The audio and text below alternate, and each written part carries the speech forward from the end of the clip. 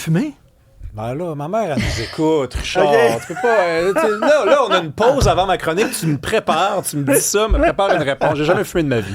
Okay, ça pue, c'est pas le fun, puis c'est pas bon pour la santé. Ça pue, tu le dis dans ton message. Alors, tu veux nous parler d'une manifestation anti-loi 21 qu'il y a eu dans les rues de Québec, de Montréal. Another one. C'était samedi. Il a neigé samedi, là, quand même. Il y a des gens qui ont bravé ça pour se rassembler où? Des fois, regarde, on commence dès le départ, l'emplacement vers le centre-ville, dans le coin de McGill. Hein? Non, mais c'était pas en plein quartier latin, là, hein, quand même. Je pense que les gens qui sont capables de déduire savent où je m'en vais. Et donc, il y avait très peu de personnes. C'est la bonne nouvelle. Oui, pour une trentaine de personnes. Comme on dit en anglais, the usual suspects. Exactement, du monde avec du cœur au ventre. Et il y a eu un reportage de CTV News, et c'est de ce reportage-là dont je veux te parler parce que tu sais comment ça marche, le journalisme, là. Hein? C'est censé être objectif, c'est censé... Hein? Bon, bref. Donc, les gens qui ont été interrogés ont dit des affaires qui, pour moi, révèlent le fossé qui existe et qui persiste entre le Québec et le Canada. J'ai entendu une femme qui portait un hijab sur la tête dire « Nous, là, on est Canadiens. » D'accord? Quand on est arrivé ici, on est arrivé au Canada. Donc, on ne comprend pas pourquoi, au Québec, on nous force à vivre d'une autre façon que celle qui est imposée au Canada, qui est proposée au Canada. Moi, quand j'ai entendu ça, je me suis dit « ça vient pas de moi cette fois-ci. Ça vient d'eux autres mêmes. Ça vient d'une personne qui nous dit quoi? Qui nous dit qu'il y a une ambiguïté.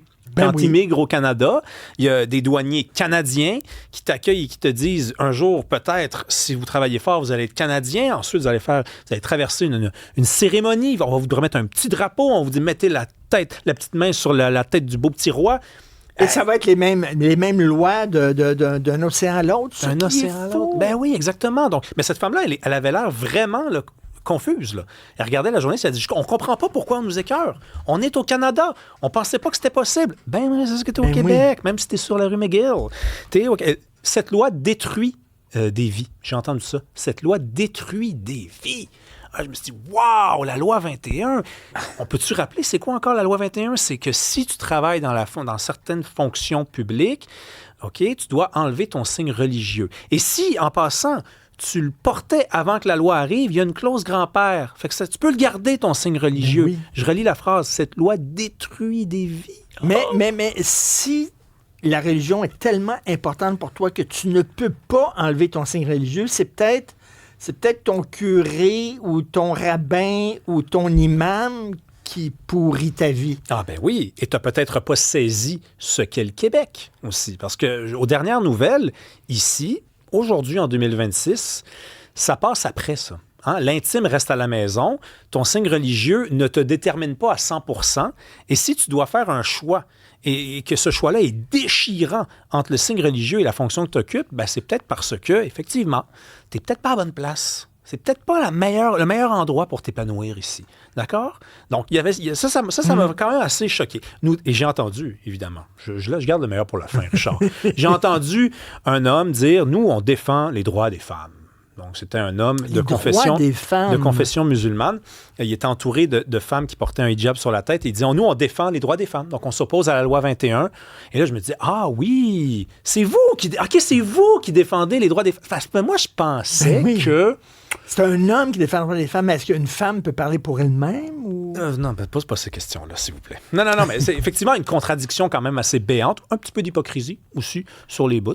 Rapido, parle-moi de Matt Damon. Ben, Matt Damon est allé au podcast de Joe Rogan parce qu'il y a un film qu'il a écrit avec Ben Affleck qui sort. Stéphanie nous en a parlé tantôt, là, ce qu'il a dit, là, qu'il faut que tu écrives ton film de façon particulière pour Netflix, pour attraper les gens. Ben, il a dit autre chose aussi. Il a dit que autour de lui, il avait posé la question à des gens du milieu. Il leur avait demandé si jamais tu devais choisir entre la culture de l'annulation et une peine de prison, que choisirais-tu?